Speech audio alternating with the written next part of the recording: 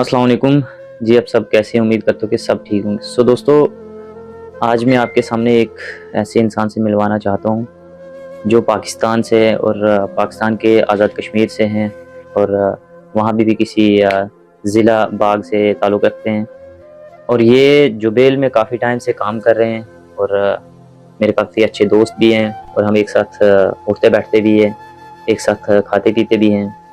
और मैंने आज सोचा कि आज मैं यासर से ही बात करेंगे हम, ये पाकिस्तान में कौन-सी जगह रहते हैं और कहाँ पे रहते हैं, क्योंकि काफ़ी टाइम से हम एक-दूसरे से ऐसे बातचीत करते रहते हैं कि मैं जम्मू कश्मीर से हूँ और ये आज़ाद कश्मीर से हैं, पाकिस्तान से। और हमारा जो उठना-बैठना है वो एक भाइयों की तरह है, क्योंकि जब हम एक-दूसरे से बात करते हैं तो एक हमारी लैंग्वेज, कल्चर और सेम मिलता-जुलता है।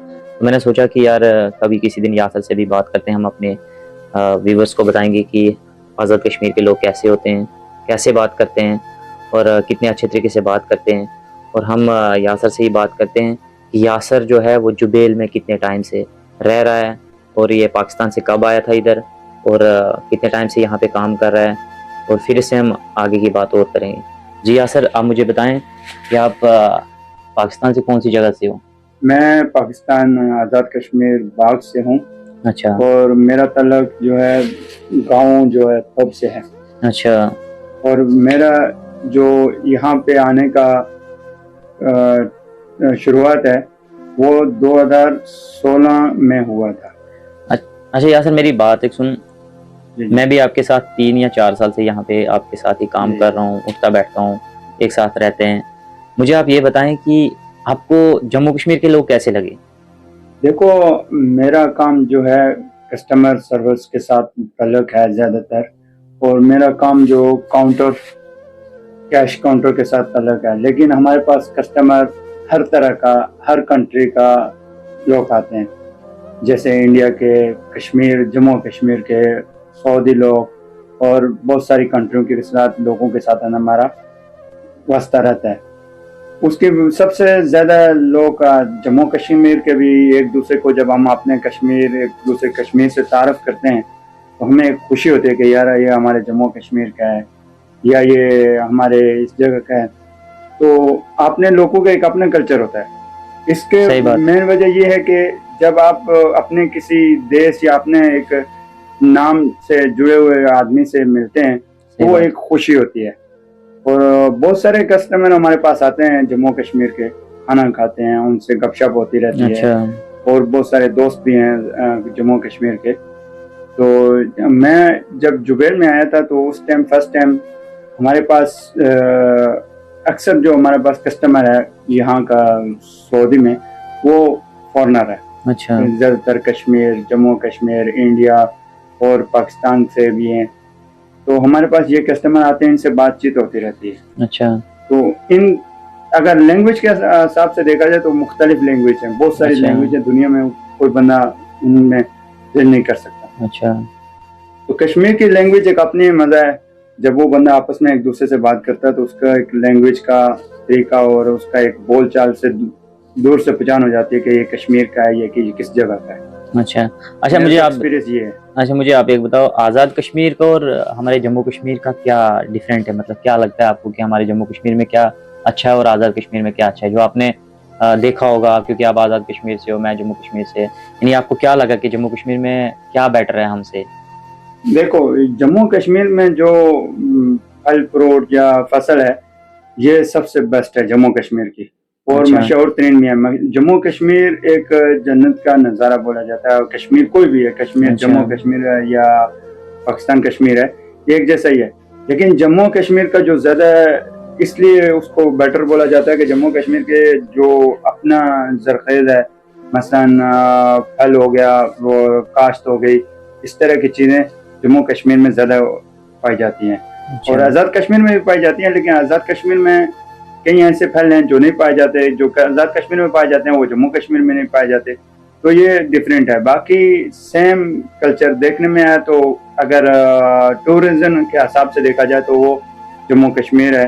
उसके बाद दूसरे नंबर पे हमारा आज़ाद कश्मीर है। हमारे आज़ाद कश्मीर में बहुत सारी ऐसी जगह भी हैं कि गंगा चोटी नाम है, तत्तापानी है और बहुत सारे हैं।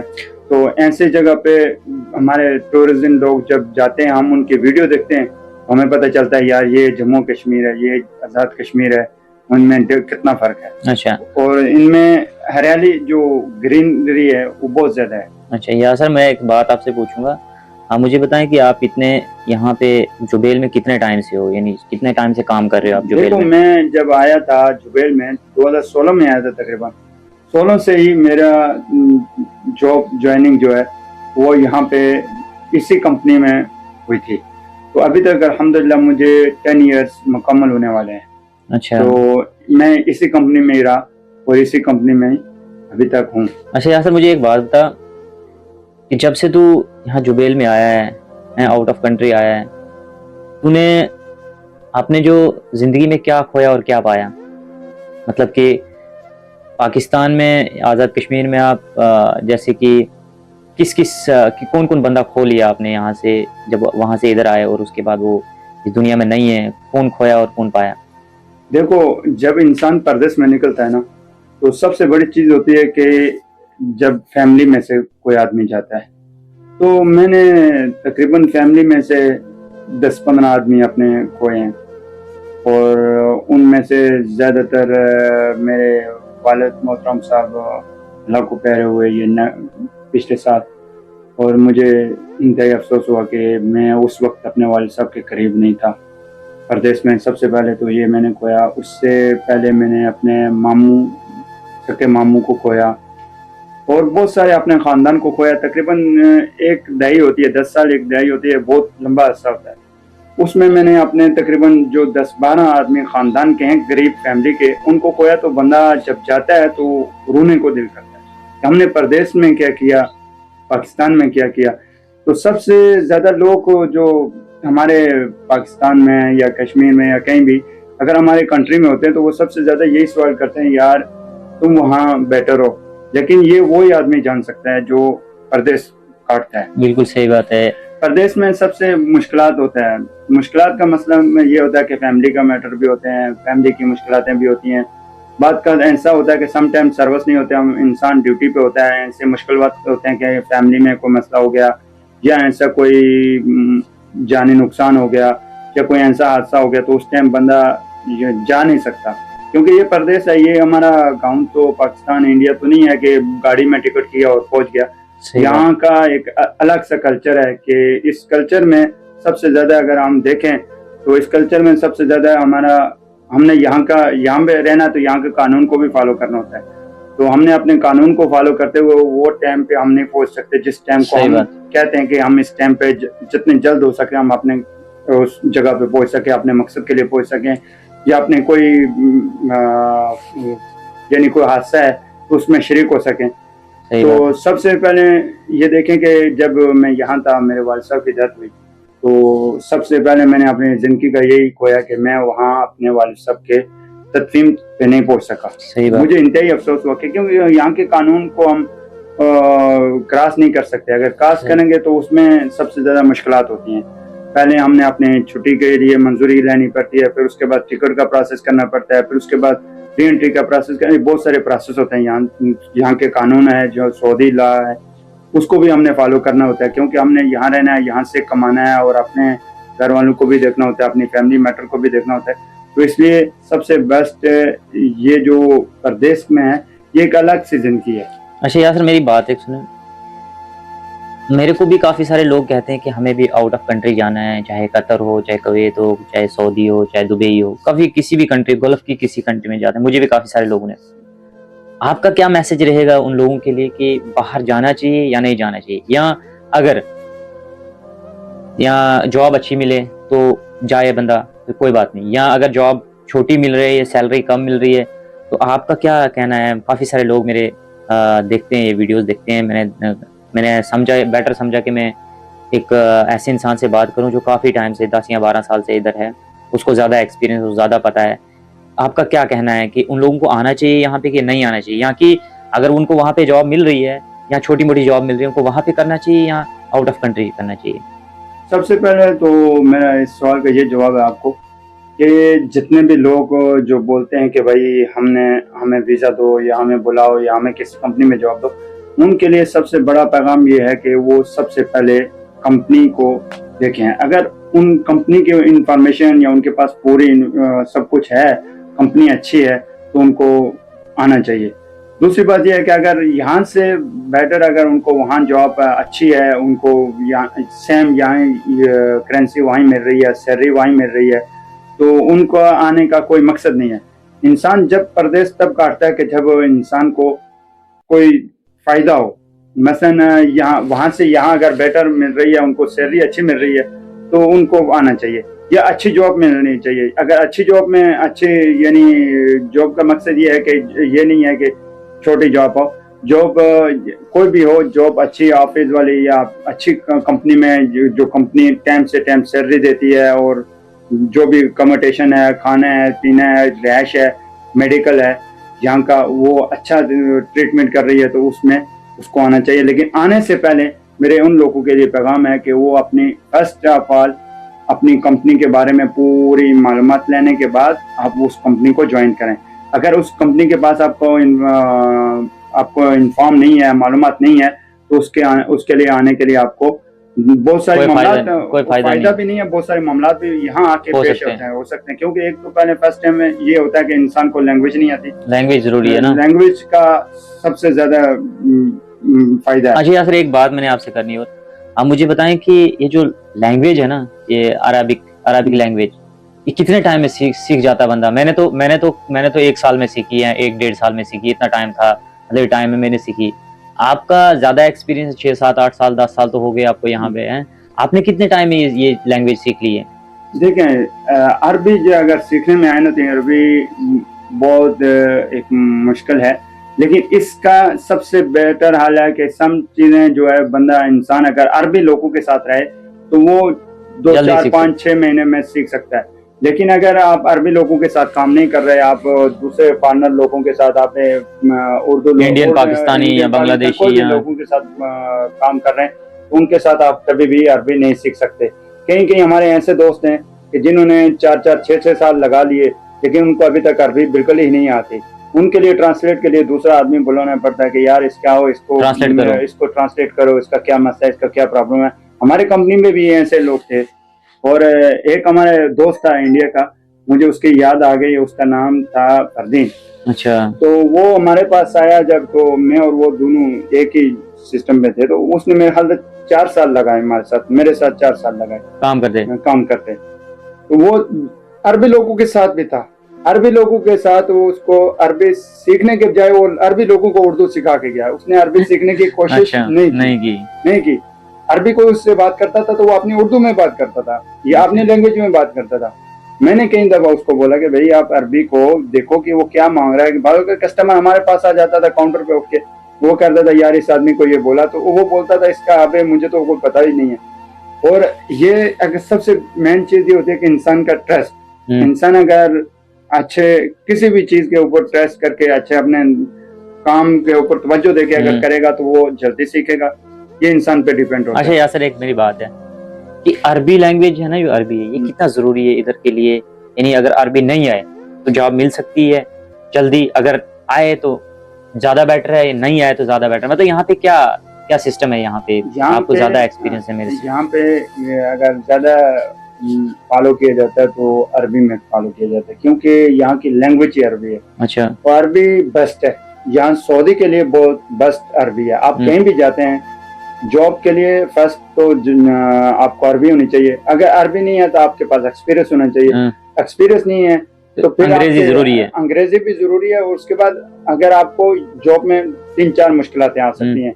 फर्स्ट टाइम आपके पास एक्सपीरियंस होना चाहिए। अच्छा। एक्सपीरियंस नहीं है, आपके पास एजुकेशन तालीम होनी चाहिए। अच्छा। अगर वो नहीं है तो उसके अलावा आपके पास आपका अच्छा यानी अपनी पर्सनैलिटी क्वालिटी होनी चाहिए कि अच्छा, बंदा काम सीख सके। एक बात और है यासर, यहाँ पे जो एजुकेटेड लोग हैं ना, काफी एजुकेटेड लोग आते हैं यहाँ पे, और लो क्वालिफिकेशन के लोग भी आते हैं, जैसे 10th आया, कोई 7th 8th में पढ़ के जो वीजा लगा के यहाँ पे आ जाता है कि कहता है कि हमें वहाँ जॉब मिल जाएगी। यहाँ पे तो मैंने देखा कि यहाँ यानी हाई क्वालिटी के लोग, यानी हाई क्वालिफिकेशन के लोग भी जो आते हैं, वो भी यहाँ पे जॉब नहीं कर पाते हैं। ये क्या वजह होती है कि जो जॉब इतने पढ़े लिखे लोग भी जॉब नहीं ले सकते? ये कोई लैंग्वेज की प्रॉब्लम है, यहाँ कोई जॉब नहीं मिल सकती, यहाँ के इंटरव्यू पास नहीं कर सकते हैं, यहाँ के कुछ क्या प्रॉब्लम है यहाँ पे जो इतना मुश्किल हो जाता है सबके लिए? ये सबसे पहले तो इसमें ये आपने सवाल किया कि ये जो लोग आते हैं इनके लिए जो पढ़े लिखे लोग होते हैं उनके लिए जो जॉब का मसला बनता है, तो क्या मतलब क्या मसला बनता उनके है? लिए सबसे पहले ये मसला होता है कि मेरा जो एक्सपीरियंस है, जाती एक्सपीरियंस में किसी बंदे की बात करना, जो आदमी देखेगा वो भी बोलेगा कि इस आदमी को क्या पता। लेकिन ये एक राय है हमारी कि अगर आपके पास क्वालिटी है, यानी आपके अंदर एक है, आप पोटेंशियल है जिसमें आप समझते हैं कि मैं ये काम कर लूंगा, तो वो तो बंदा कर सकता है। दूसरी चीज मस्ट है कि आपको अरबी आनी चाहिए। अच्छा, अरबी फर्स्ट है। अरबी के हट के अगर अरबी भी नहीं आती आपको, आप इंग्लिश सबसे मस्ट। अच्छा, इंग्लिश जो जरूरी है, वो जरूरी इंग्लिश है। उसके वजह ये है कि इंग्लिश अगर आप अरबी से भी इधर किसी से बात करेंगे तो वो भी उन लोगों को भी इंग्लिश आती है, थोड़ी बहुत हर आती है आदमी उनको को भी इंग्लिश। यहाँ के सऊदी लोग भी ज्यादातर इस कल्चर में आ चुके हैं कि अगर आप वो किसी से फॉरेनर किसी से बात करेंगे, हट के बात करेंगे, तो वो इंग्लिश में बात करेंगे। अच्छा, उसकी मेन वजह यह है कि उनको एक इस यहाँ के सऊदी के ला के मुताबिक उनको एक इंग्लिश की भी तालीम दी जाती है कि वो इंग्लिश का भी उनको पता होता है कि इंग्लिश में ये क्या चीज है, क्या चीज नहीं है। तो आदमी के लिए एक्सपीरियंस है, एक्सपीरियंस नहीं है तो उसके लिए जॉब एजुकेशन जरूरी है, एजुकेशन नहीं है तो उसके लिए अरबी जरूरी है। और ये सब चीजें, और अगर इन चीजों के हट के भी अगर उसको जॉब मिल जाती है, टाइम पीरियड पे मिलती है, तो उसको ये मौका दिया जाता है कि ये आदमी 3 महीने में 4 महीने में ये काम सीख पाएगा, नहीं सीख पाएगा। अगर वो नहीं सीख पाता तो उसको कंपनी फारग करती है। उसकी मेन वजह क्या होती है कि उसके अंदर उसको दिलचस्पी नहीं होती काम करने की। अच्छा, अभी इनसे एक बात निकल के सामने आई कि अगर आप काम अच्छे से नहीं करते हो, यानी दिलचस्पी से काम नहीं करते हो, मेंटलिटी से काम नहीं करते हो, तो यहाँ कंपनी वापस उनको भेज सकती है। नहीं, ये चलो ठीक है, अगर वो काम नहीं करता है, लेकिन कंपनी तो उस पर पैसा लगा के उसको ले आती है, इंडिया या पाकिस्तान या बांग्लादेश या भूटान, चाइना, जहां से भी ले आती है। अगर वो काम नहीं करता है, उसको रियलिटी में कंपनी वापस भेजती है। ये इस तरह होता है कि कंपनी आपको जब हायर करती है तो उसको टाइम पीरियड होता है, उसका अपना प्रोसेस होता है मुख्तलिफ। कितना टाइम पीरियड होता है? कई कंपनी का 3 महीने का होता है, कई कंपनी का 6 महीने का होता है, कई कंपनी का 1 साल का टाइम पीरियड होता है। अच्छा, उसमें ये होता है कि कई जो ओरिजिनल कंपनी होती है ना, वो 3 महीने का टाइम पीरियड रखनी है। अच्छा, उसमें ये होता है कि आपका अकामा या वीजे का 90 दिन का टाइम होता है, 90 डेज होता है, 90 डेज टाइम होता है। उसमें वो बंदे का देखते हैं कि बंदा कैसा काम कर रहा है, क्या ये अच्छा काम कर पाएगा या नहीं काम कर पाएगा। अगर अच्छा कर पाएगा तो उसका आगे उसका कॉन्ट्रैक्ट करेंगे। उसको कॉन्ट्रैक्ट करने के बाद उसको 2 साल का कॉन्ट्रैक्ट होता है, 1 साल का कॉन्ट्रैक्ट भी होता है। कंपनी फिर उसको फैसिलिटी जो कंपनी की बाकी पूरे स्टाफ को देती है उसको भी देना शुरू करती है। लेकिन जो आदमी नहीं कर सकता तो उसके लिए वो क्या कहते हैं कि वो बोलते हैं कि इसके लिए अकामा, इधर का एक अकामा जो हमारा मेन जो नेशनलिटी कार्ड होता है, वो नेशनलिटी कार्ड होता है जिसको अकामा बोलते हैं, वो यहाँ का इंतहाई जरूरी होता है। अच्छा, तो उसके लिए अगर वो आपका पास खत्म है तो आपका सब कुछ ब्लॉक है। अच्छा यासर, एक बात और करनी है मैंने आपसे। आप किसी हॉस्पिटल में भी जाते हैं तो तब भी वो आपके लिए जरूरी है। अगर आपको कोई इमरजेंसी, कोई तकलीफ हो गई, कोई हार्ट अटैक, कोई हादसा हो गया, तो सबसे पहले आपका अकामा जरूरी है। अच्छा। आपका अकामा नहीं है तो उसके अलावा वो इलाज नहीं करते। बैंक में जाएंगे तो आपके लिए प्रॉब्लम यह है कि बैंक में भी आपको नहीं, लेकिन उसके लिए सबसे ज्यादा खतरा आपके लिए बन सकता है कि वो जब आप बैंक में जाएंगे या हॉस्पिटल में जाएंगे तो फिलफौर आपने पुलिस को इन्फॉर्म करते हैं। ये इन लोगों का एक बहुत ज्यादा पॉलिसी है कि वो फिलफौर आपको बोलेंगे 2-3 मिनट रुको, आपको इतनी देर में वो पुलिस को इन्फॉर्म कर देंगे, पुलिस आएगी आपको उठा के ले जाएगी।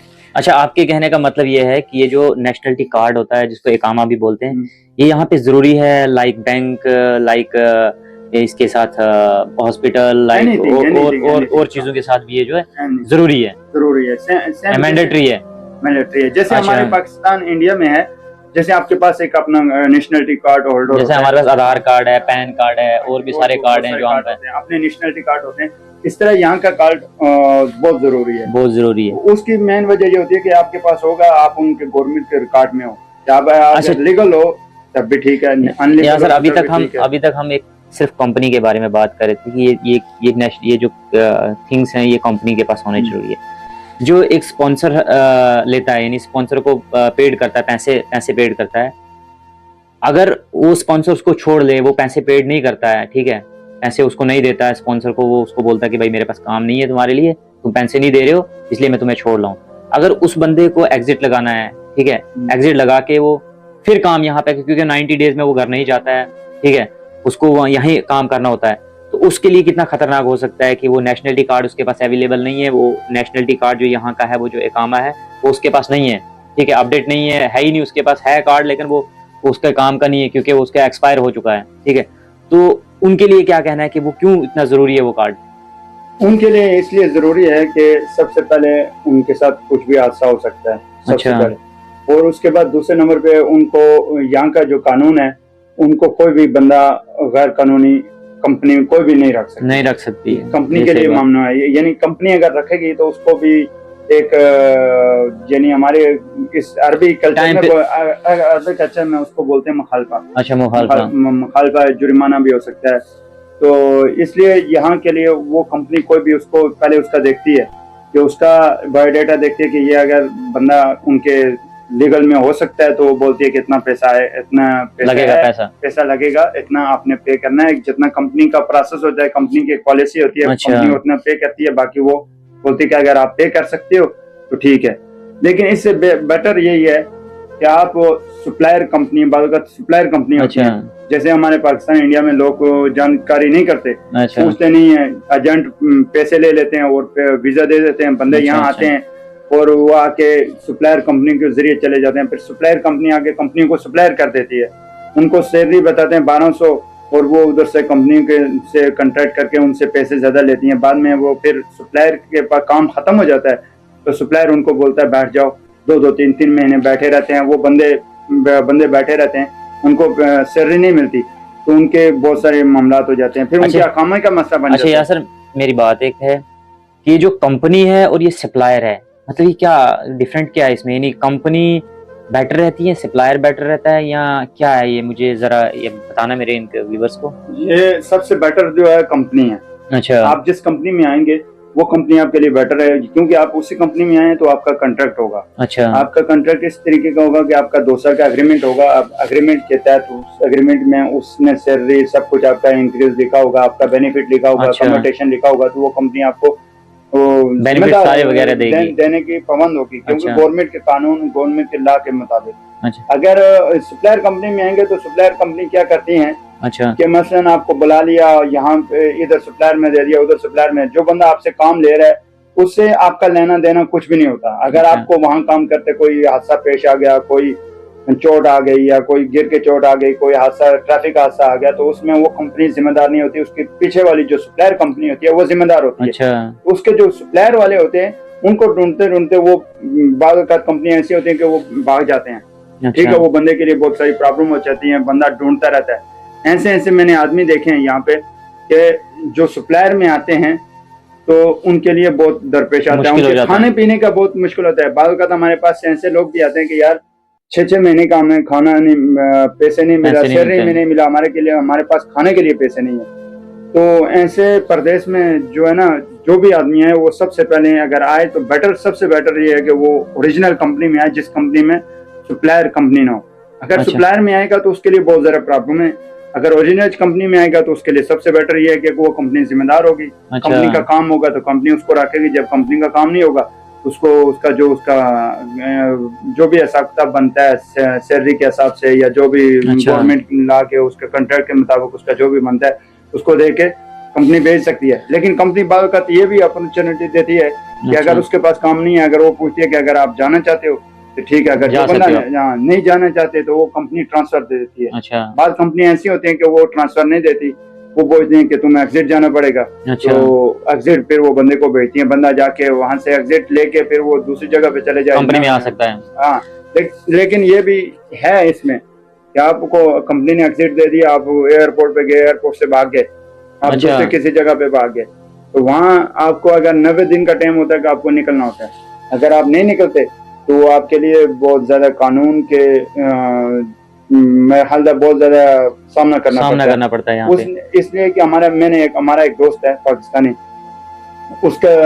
उसके साथ भी ऐसे हुआ। पिछली कंपनी में वो आया, सप्लायर कंपनी में आया था। अच्छा, सप्लायर कंपनी में आया वो था। आया था, तो उसके साथ ऐसे हुआ कि कंपनी ने ऐसा किया कि उसको आगे सप्लायर, ऑनलाइन कंपनी थी हैंगर स्टेशन, उसके साथ दे दिया उन्होंने। तो वो काम करता रहा, उसको सैलरी नहीं मिली। अच्छा जब वो कंपनी से भाग गया तो कंपनी ने उसको पूरा हरूब लगा दिया। अच्छा, हरूफ यानी खरूज। हरूब यानी भागने का, कि ये कंपनी से, हमारी कंपनी से भाग गया। अच्छा तो हरूब के बाद फिर उसको ऊपर उसने गवर्नमेंट से रुजू किया, तो वो उसके कफील को पता चला, उसने उसको खरूज लगा दिया। अच्छा खरूज ये होता है कि खरूज के जब तक आप यहाँ से दूसरी अपनी कंट्री नहीं जाओगे जब तक आप वो यहाँ काम नहीं कर सकते। कंपनी ने फिर उसको उसकी सैलरी भी रोक दी, उसको सब कुछ रोक दिया। फिर उसको एक टाइम दिया था, टाइम पीरियड, उसके पास मैसेज आया, उसको निकलना था।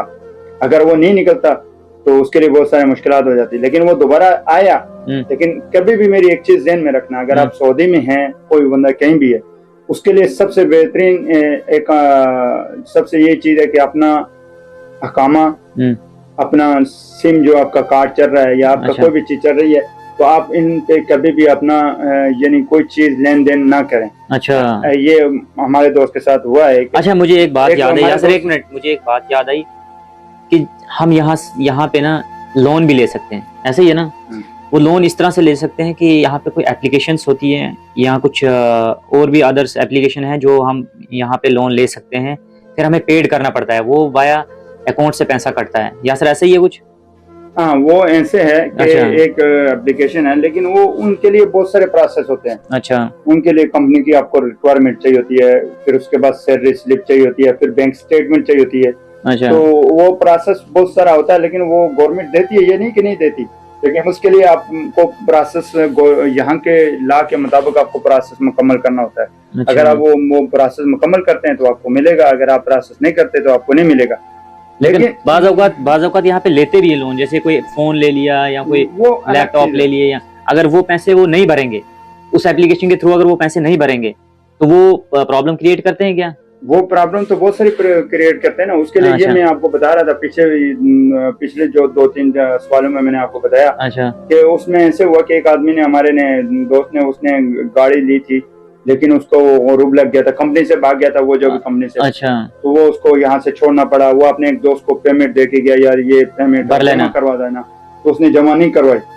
तो वो फिर नए वीजे पे आ गया कंपनी में। अच्छा। वो नई कंपनी में काम करता रहा, लेकिन उसको कोई पता नहीं था। अच्छा, अच्छा। जब वो वापस सफर जा रहा था तो उसको एयरपोर्ट पे रोक दिया गया। अच्छा। एयरपोर्ट पे रोक दिया गया, उसको ये बोला गया कि आप फर्स्ट टाइम में अपना जाके जो आपके अकामा है, पीछे अकामा है, उसको क्लियर करके आओ। तो वो जब जवाजात गया तो जवाजात वालों ने बोला कि आपके ऊपर जो है मुखालफा है, पिछली कंपनी का एक मुखालफा है, जिसको ग्रामा बोलते हैं या इधर मुखालफा बोलते हैं। उसके जो हम फाइन बोलते हैं, यहाँ ग्रामा बोलते हैं, कुछ ऐसा समथिंग इस तरह ही बोलते हैं। अच्छा। तो उसने 750 रियाल ना भरने की बजाय उसको 10,500 का फाइन आया। वो कितना होता है पाकिस्तानी पैसा? वो पैसा 10,500 का आप तकसीम कर लें 74 से 74 से, यानी तो आप खुद हिसाब लगा लें कि कितना बनता है। 10-12 लाख रुपए। हाँ, तकरीबन इतना बनता है। उसमें ये होता है ना कि आपके लिए प्रॉब्लम ये है कि आप 700 रियाल अगर भर देते तो आपके लिए वो इजी था। अच्छा, अगर वो पहले 700 रियाल भरता तो इस टाइम वो इजी था, वो घर जा सकता था, यानी घर से वापस आ सकता था। हाँ, तो ये प्रॉब्लम उसके लिए बहुत बड़ी हो गई। अभी उसके लिए बहुत बड़ी, अभी वो कंपनी पीछे क्लियर करेगी, क्या पता वो बंदे हैं नहीं है जिन्होंने इसके ऊपर केस किया था। वो बंदे मिलेंगे नहीं मिलेंगे, कहाँ है कहाँ नहीं है, ये बहुत सारा प्रोसेस। फिर उनको ढूंढने के लिए, उनको आगे पीछे पकड़ने के लिए, फिर उसको ढूंढने, उसका नंबर ढूंढने मुश्किल हो जाता है, बहुत सारे मामला आ जाते हैं। अच्छा, बहुत सारी बातें हो चुकी है यासर से, क्योंकि यासर और मैं हमेशा एक साथ रहते हैं और मैं 3-4 साल से यहाँ पे हूँ, और यासर ने सारा एक्सपीरियंस शेयर कर दिया आप सब लोगों के साथ। और इसने ये भी बोला कि यहाँ पे 2 तरह की कंपनीज होती है, एक सप्लायर होती है और एक मैन कंपनी होती है, जिसमें हम काम करें, हम मैन कंपनी में काम करें और हमें बहुत ज़्यादा बेनिफिट्स यहाँ पे मिलते हैं, क्योंकि कंपनी की ओर से भी बेनिफिट्स मिलते हैं, लाइक रहने के लिए, खाने के लिए, अकोमोडेशन सारी हमें प्रोवाइड हो जाती है। हमारी कंपनी खुद बहुत अच्छी कंपनी है। तो ये जो सप्लायर कंपनी होती है, ये क्या होता है कि एजेंट होते हैं, जो जैसे कंसल्टेंसी होती है, ये वहाँ पे क्या करती है कि बंदे को उठा के भेज लेती है यहाँ पे। और यहाँ पे क्या होता है कि जब कंपनी अच्छी नहीं मिलती है, सप्लायर कंपनी मिलती है, इन द सेंस सप्लायर क्या होता है कि जो एक बंदा ठेकेदार की तरह होता है, कॉन्ट्रैक्टर की तरह होता है, वो बंदों को सप्लाई करता है दूसरी कंपनी में, बड़ी कंपनीज में, जो रेगुलर कंपनी होती है, जो रेगुलाइजेशन होती है कंपनी, उनमें सप्लाई करता है। वो कंपनियां क्या करती हैं, वो बड़ी कंपनियां वो जो सप्लाई होता है उनको पैसे दे देती है, लेकिन अब कहने का मतलब क्या है कि वो बंदा आगे पैसे उनको नहीं देता, जो सप्लाई कंपनी में काम करता है उनको पैसे नहीं देता, जो उसकी वजह से वो बहुत हर्ट हो जाते हैं। फिर वो क्या करते हैं कि वो कहते हैं कि भाई हमें सैलरी नहीं मिलती है, यहाँ पे मुश्किल हो जाता है, यहाँ खाना नहीं मिलता है, यहाँ पे ना, उसकी वजह से वो क्विट कर लेते हैं कंपनी, या तो छोड़ देंगे कंपनी, या तो सप्लाई कंपनी उनको एग्जिट नहीं लगाती है, या तो वो क्या होता है कि वो यहीं पे रुक जाते हैं, तो फिर इनके लिए मुश्किल हो जाता है, क्योंकि जो उनका कार्ड है वो एक्सपायर हो जाता है, तो फिर उनको ना वो इंडिया जा सकते हैं, वो पाकिस्तान जा सकते हैं, ना वो किसी भी कंट्री में नहीं जा सकते हैं, क्योंकि यहाँ पे कार्ड का होना 2 महीने या 1.5 महीना जरूरी है, ताकि तुम्हें एग्जिट लगाए या छुट्टी भेज सके, या कुछ ऐसा प्रोसेस होता है यहाँ पे जो हम वापस जा सकते हैं। अगर वो तुम्हारे पास नहीं है, वो तुम्हारे पास एक्सपायर हो चुका है, या कुछ ऐसा प्रॉब्लम हो गई है, तो तुम वापस नहीं जा सकते जब तक तुम्हारी कंपनी अच्छे से वो चीज़ नहीं प्रोवाइड कर सकती। तो इतनी सारी बातें यासर से हो गई हैं, और भी यासर से कुछ बात। अच्छा यासर, मुझे एक बात बताओ, अभी 7-8 सालों में ना सबसे ज्यादा मिस किस इंसान को आप कर रहे हो घर पे, किसको मिस कर रहे हो आप, यानी सबसे ज्यादा मिस किसको कर रहे हो आप घर पे? देखो, इसमें एक्सपीरियंस ये होता है कि इंसान को सबसे ज्यादा अपनी फैमिली को मिस करता है बंदा। उसमें फैमिली में ये होता है कि आप किसी बड़े दिन, जैसे ईद वाला दिन हो गया, ज्यादा मिस करते हैं ईद वाले दिन। यहाँ का ये सिस्टम होता है कि यहाँ जो होटल फील्ड होती है, उस रेस्टोरेंट फील्ड होती है कोई भी, उसमें ये होता है कि आपकी ड्यूटी चल रही होती है। अच्छा, तो ईद वाले दिन भी? अच्छा, ईद वाले दिन भी चलती है ड्यूटी? सर, यहाँ का एक कानून होता है, लेकिन छुट्टियां मिलती हैं, ये नहीं कि छुट्टी नहीं मिलती, लेकिन ईद वो ऐसी सेटिंग होती है कि क्योंकि वो उनका कारोबार होता है, वो कारोबार तो नहीं आप बंद कर सकते। उनका यही सिस्टम होता है, कारोबार का सिस्टम होता है कि वो एक तरतीब से छुट्टी देते हैं कि एक दिन एक को छुट्टी दे दी, एक दिन दूसरे को छुट्टी दी, ये छुट्टी होती है। लेकिन सबसे बड़ा वो दिन होता है कि जब आप लोग ईद पे काम कर रहे होते हैं और आपकी फैमिली ईद कर रही होती है, तो आप उस टाइम फैमिली को मिस कर रहे होते हैं, क्योंकि उस टाइम आप फोन पे भी, जब ड्यूटी पे होते हैं तो फोन पे बात नहीं कर सकते। आप कंफ्यूज रहते हैं, यार मिस मैं इतना कर रहा हूँ लेकिन बात नहीं हो पा रही है। बात नहीं हो पा रही। तो अपनी फैमिली को तो हर बंदा अपने जो भी आउट ऑफ कंट्री में, तो वो तो मिस करते हैं। हमारे जो कंट्री में जो लोग बोलते हैं कि हमें बुलाओ, उनके लिए सबसे बेस्ट ये चीज है कि वो जब अपनी फैमिली के साथ ईद करते हैं तो उनके लिए सब कुछ वहीं हो जाता है। उनके लिए गमी खुशी वहीं हो जाती है। तो उनसे बेहतर मशवरा यही है कि वो यहाँ काम करें, अपनी कंट्री में देखें, अच्छी जॉब देखें, अपनी एजुकेशन देखें, अगर अपने उनके पास वसाइल हैं तो अपना कारोबार देखें। अगर इतना पैसा लगा के यहाँ आते हैं तो वो ही पैसा लगा के वो वहाँ काम कर सकता है। ये यासर का कहना है कि अगर कोई भी बंदा यहाँ पे आता है, जो पैसा लगा के वो यहाँ पे आता है, उसी पैसे का कारोबार वो वहाँ पे कर सकता है, चाहे वो इंडिया में करे, चाहे वो पाकिस्तान में करे, चाहे वो बांग्लादेश में करे, चाहे वो किसी भी कंट्री में है, वो वहाँ पे वहीं कोई कारोबार कर सकता है। क्योंकि यहाँ पे आने, अभी यासर कह रहा था कि जब हम ईद करते हैं और ईद पे हम जब काम करते हैं तो हम मिस करते हैं अपनी फैमिली को बहुत ज़्यादा, क्योंकि हम काम कर रहे होते हैं और हमारी फैमिली ईद मना रही होती है। तो ये बहुत ज़्यादा इंसान को एक हार्ट ब्रेक हो जाता है कि जब इंसान ये सब यहाँ से करता है, यहाँ पे आके करता है, तो इंसान को सोचता है कि नहीं यार, मुझे भी फैमिली के साथ जाना होता है, मुझे भी फैमिली होती साथ में, तो मैं भी फैमिली के साथ ईद मनाता। तो दोस्तों, ये थी कहानी आज यासर की, क्योंकि बहुत ज़्यादा एक्सपीरियंस है यासर को यहाँ पे, काफ़ी टाइम हो गया यासर को यहाँ पे। अगर वीडियो अच्छी लगी तो वीडियो को ज़रूर शेयर करना, और अच्छे कमेंट करना, लाइक करना, वीडियो को ज़रूर शेयर करना वीडियो।